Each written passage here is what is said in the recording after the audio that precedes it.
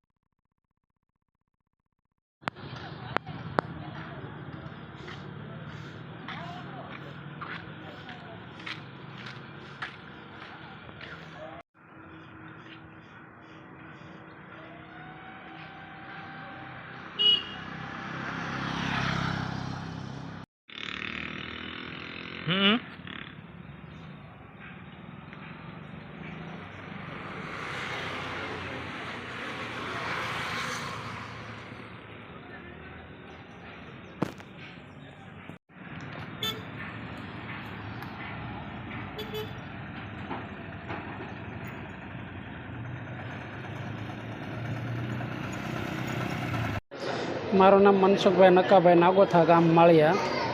કાકા શું બનાવ બન્યો છે? બનાવની સાહેબ, મારો છોકરો ઓજની અંદર રીનીટ કરે છે અને રીનીટને મારા સ્કૂલેથી ફોન આવ્યો કે ભાઈ તમારા છોકરાને કોઈએ સરિયે મારી દીધી, તમે ફટાફટ આવો। સાહેબ, મારી હાલત અત્યારે છોકરા પ્રત્યે એટલી ખરાબ ને અમારા છોકરાની એટલી હાલત ખરાબ છે કે હું કંઈ કહી નથી શકતો। તમારો છોકરો કયા ધોરણમાં ભણે છે? મારો છોકરો રીનીટ કરે છે અને મારા છોકરાની 17 વર્ષની ઉંમર છે। મારું ગામ માળિયા છે, મવા પાસે।